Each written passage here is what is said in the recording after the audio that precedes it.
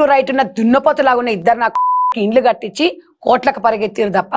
నీకోసం ఉద్యమాలు చేసిన వాళ్ళకు మా తమ్ముళ్ళకు ₹1 ఇచ్చిన ఎవరికన్నా ఆడ ఉద్యమకారులకు ₹1 కాదు మంచి మంచోళ్ళు పని చేసినాం ఇవాళ నిన్నెవడు నమ్మేటోడు ఎవ్వడు నమ్మడు ఇవాళ తన ఉనికి కాపాడుకోవడం కోసం నేను ఉన్నాను లిక్కర్ స్కామ్ ఇది మాఫ్ కావాలి ప్రజలు మర్చిపోవాలి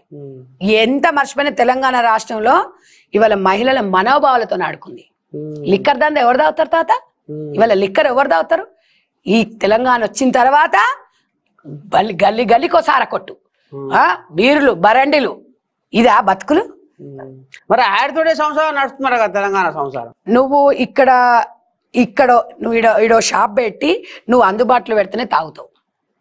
లేకపోతే ఎందుకు తాగుతావు నువ్వు చెప్పు ఇప్పుడు మీరే అన్నారు ఉచిత బస్సు మేము పెట్టినాం ఉచిత బస్సు పెడితే కొంతమంది వ్యతిరేకిస్తారు కొంతమంది ఇష్టపడుతున్నారు మరి మేము ఇప్పుడు వాడు తాగుడకు అలవాటు అయినోడిని మనం తీసిపెట్టినాం అనుకో ఒక్క అమ్మ మెచ్చుకుంటది 4 తిడతారు చెప్పండి సమాజంలో లోకం ఎట్లుంటదంటే రేవంత్ రెడ్డి ఒక్కరిని ఎందుకనాలి మనం ఆయన ఏం వెంబడేసుకపోతుండు ఆయన ఏం చేస్తుండు 4 గంటలు కష్టపడుతుండు చూపిండి ఆయన మీద ఏమున్నాయి అవినీతి చూపించండి విలాసమైన వస్తువులు ఒక్కడు తెలంగాణ ప్రజలు వాడుకుంటలేడు ఆయన ఇంట్లో ఆయనే ఉంటుండు ఆయన కార్లు ఆయనే తిరుగుతుండు ఇప్పటికి తిరుగుతుండు ఈ క్షణం వరకు తిరుగుతుండు అలాగే తిరుగుతాడు సర్కారు పరంగా ఏ పరంగా కూడా ఆయన నల్ల కార్లు ఏ కార్లున్నా అదే వినండి ఏది ఉన్నా కూడా భద్రతా దళ ప్రకారంగా నామినల్ గా ఏదో కారు ఎక్కొచ్చు తప్ప ఆయన సొంతంగా దానికి దేనికి కూడా వాడడు ఎందుకు మరి రేవంత్ అన్న కంటే రేవంత్ అన్న మనస్తత్వం ఎట్లాంటిదంటే ఈ అధికారం అనేది శాశ్వతం కాదు అని నమ్మిన ఏకైక వ్యక్తి ఎవరంటే రేవంత్ రెడ్డి గారు కాబట్టి ఆయన ఊహాలోకంలో బతకట్లే జనాలలో బతుకుతున్నాడు జనం కోసమే పుట్టిండు జనం కోసమే వచ్చిండు ఇది రేవంత్ రెడ్డి గారికి కేసీఆర్ గారికి ఉన్న తేడా తెలంగాణ తెచ్చినవు నువ్వు చరిత్ర కానీ అది ఎవరి పాలయ్యింది ఇవాళ దాన్ని సస్యశ్యామలం చేస్తుండు రేవంత్ అన్న ఇవాళ ఫోన్ ట్యాపింగ్ లో నమ్ముకొని మీరు డబ్బులు పక్కన పెట్టి వీడియోలు తీసి రేవంత్ అన్న మీద వేస్తారా మీరు మీ చరిత్ర ఎవరికి తెలియదు కాబట్టి ఒక్కటే చెప్తున్న తాత కవితమ్మని తెలంగాణ రాష్ట్రంలో నమ్మినోడు ఎవడు లేడు ఇక 4 పైసలు పెడితే కూలికోయటాలని ఇప్పుడు ఈమె ప్రయాణం అంతా ఉత్తదే అంటవా ఉత్తదే ఎవడని నమ్మేటాడు ఎవడు నమ్ముతాడు ఇప్పుడు మరి మాకు పూలమాలలు వేస్తుర్రు పూలు చల్లుతుర్రు పసుపు పెడుతుర్రు పైసలు ఇస్తే అందరు చల్లుతారు మరి ఇప్పుడు డబ్బు పెట్టి కొనుక్కుంటారు అధికారాన్ని అధికారం ఉన్నప్పుడు మనుషులు కనిపించలా తిట్టినోడే కానీ తిట్టనోడు లేడు తాత పొద్దున్న లేస్తే ఇప్పుడు బిజినెస్ ఇదంతా ఒక వ్యాపారాన్ని కూడా పబ్లిసిటీ కావాలి ఎవడు నమ్మడు తాత పార్టీలకు వెళ్ళి బయటికి వెళ్ళింది అయ్యా సస్పెండ్ చేసిండు కథ నడుస్తుంది ఆమె ఇక ఏరు కుంపటి పెట్టి ఏం చేస్తుందో చూద్దాం మరి ఇప్పుడు అయ్యా ఇంకిత గుంజగలుగుతట్టుండు ఎర్రవల్లి ఫామ్ హౌస్ లో ఈ రాముల్ కాట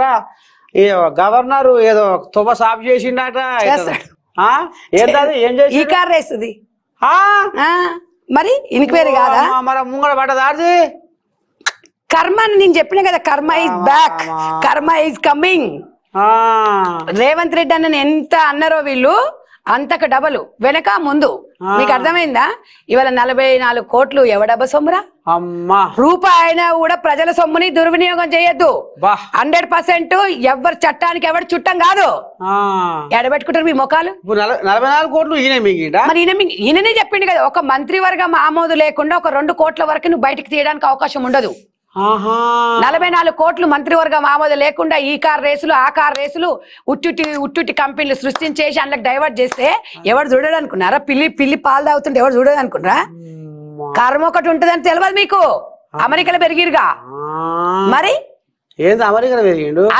అమెరికా పోయి ఆడ బాత్రూమ్ గడగలే పెట్రోల్ బంకులలో పని చేయలే ఎవరు రాములా మరి మరి తెలియదా తాత నీకు అటనా చెల్లపెళ్లికి కవితమ్మ చెల్లపెళ్లికి రానికి పైసలు లేకపోతే మా మదియాష్ కన్నా ఫ్లైట్ టికెట్ పైసలు ఇచ్చిండు మా మదియాష్ కన్నా అడుగుపో ఒకసారి బార్బూరు బసానా పేరు ఇంతేనా మరి ఇవాళ ఇవన్నీ నిజాలు చెప్పుకోవాలి చరిత్ర తెలుసుకోవాలి ఇవాళ ఐసా పైసా అంటివి జూబ్లీహిల్స్ లా మొగోడు అయితే రేవంత్ రెడ్డి అన్నావుగా మొగోడు మీసం ఉన్నోడు కాబట్టి గెలిపించుకోండు నీ మొగం నీకు మీసం లేదు నువ్వు మొగోడో కాదో నువ్వు తెలుసుకోవాలి ఓ ఇది మరి నీ అజ్ఞానం పాడైపోగారు ఏందమ్మా రాములు గట మాట్లాడు ఎందుకు మాట్లాడడం మూతి మీద మీసలు లేనాడు మొగోడు ఎట్లా అంటాడు నేనేం చెప్తున్నా ఆయన మొగోడా కాదనేది ఆయన నిర్ణయించుకోవాలి రేవంత్ రెడ్డి మొగోడు రేవంత్ అన్న మొగోడు అని నేను చెప్తా ఎందుకు మా అన్నకు మీసం ఉంది బా మీసం లేనాడు అంటే ఇప్పుడు నువ్వు ఈ రోజు ఆయన అన్న మాటకు నేను చెప్తున్నా తెలంగాణ ప్రజల నన్ను తప్పు పట్టకండి ఆయన ఏమన్నాడు ఒక సీఎంను పట్టుకొని నువ్వు మొగోడు అయితే గెలిపించుకో అన్నాడు మొగోడు కాబట్టి గెలిపించుకున్నా నేను చెప్తున్నా నేనన్న మాట కాదు అది మీసం ఉన్న మొగోడు తొడగొట్టి చెప్పిండు 100% మొగోడు రేవంత్ రెడ్డి నీకు మాత్రం మొగోడేరా నీకు మాత్రం నీ కేసీఆర్ కల్వకుంట్ల ఫ్యామిలీకి డాష్ తెలంగాణ వార్డును కూడా ఒకసారి మీరు దాన్ని ఫిలప్ చేసుకోండి అది 100%. బా ఇది అస్సలు నిజ స్వరూపము రేవంత్ అన్న మీలాగా కచ్చలు తీర్చుకోవాలనుకుంటే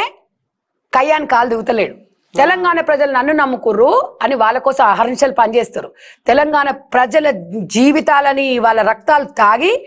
ఇప్పుడు ఫామ్ హౌస్లలో వండుకొని రోగాలు వచ్చి నొప్పులు వచ్చి సస్తుర్రు ఎప్పుడు పోతాడో తెలియదు ఎప్పుడు ఉంటో తెలియదు దిందికైనా మీ అయ్య బతికింది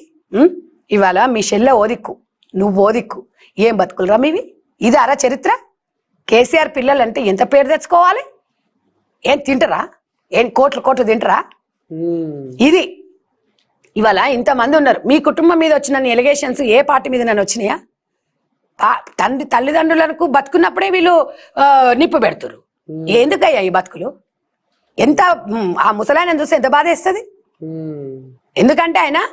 ఇవాళ ప్రతి ఒక్కరికి కూడా కేసీఆర్ అంటే ఒక పెద్ద మనిషిగానే నేను కూడా దండం పెడతా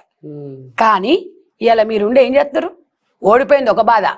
గద్దలు ఇట్లా అయిపోయాయి నా కడుపులో పుట్టిన వాళ్ళని ఇది బాధ ఇంకేం బతకమంటావు ఆయనను ఇంకేం వచ్చి మాట్లాడమంటావు ఇప్పుడు ఇంత బతుకు ఇంటేం కదా వచ్చినట్టు ఆయన వచ్చి బయట మాట్లాడితే 4 రానరు నీ ఇల్లే చక్కదిద్దుకోవాలి మాకేం ఉద్ధరిస్తావని ఇక్కెటి డ్రామారావు అనేగా సుంతమ్మక్క నేను అండగుంటాను చెల్లెని బయటికి వెళ్ళగొడుతుంది అమ్మకు అన్నం పెట్టవైతివి మీ చిన్నమ్మకు మాత్రం బంగారు గాజులు చేపిస్తాంటివి ఎవడు నమ్మేది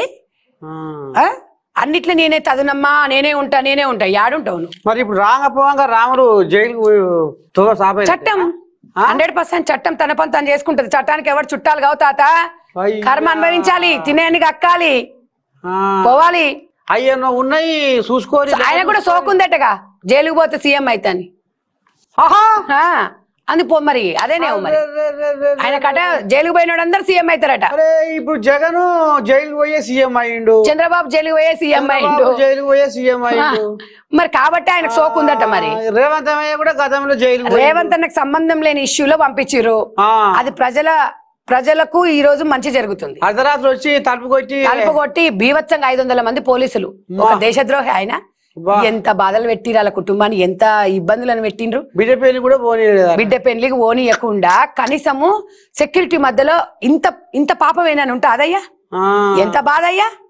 ఎంత బాధ చెప్పు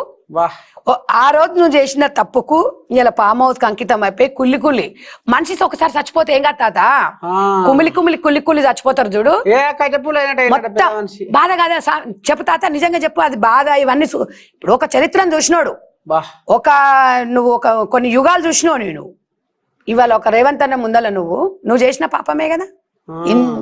ఇంత కుటుంబం కలిసి రేవంత్ అన్న ఏదో చేద్దామని ఏం చేసిరు రేవంత్ అన్నని ముట్టుకుంటే రావణ కాష్టం అవుతుంది రాష్ట్రం మీరు అనుకుంటున్నారు ఆయన మాట్లాడే భాష అంటున్నారు తెలంగాణ రాష్ట్రం ఆయన భాషనే ఇష్టపడుతున్నారు వీళ్ళు అనుకుంటున్నారు ఎందుకంటే దొంగన కొడుకులకు మింగుడు పట్టదుగా వాళ్ళు అంటుర్రు 80% మాస్ ని ఇష్టపడుతున్నారు ఆయన భాష ఆయన యాస ప్రజల కోసమే ఆయన ఏం సొంతంగా ఉండదు ఆయన ఏం అది కాదు ఓ ఉంగరాడు పెట్టుకోడు ఓ షేన్ వేసుకోడు ఓ మంచి బట్టలు వేసుకోడు ఇంకొకటి ఏంటంటే ప్రజలలోకి వస్తాడు అది ప్రజలకు భరోసా కల్పించేటోడే ఒక ముఖ్యమంత్రి అయినా గానీ ఒక ప్రధానమంత్రి ఒక దేశానికి ఒక రాజు అయినా గానీ కాదమ్మా ఈ గల్లీలలో కార్పొరేటర్ అయితేనే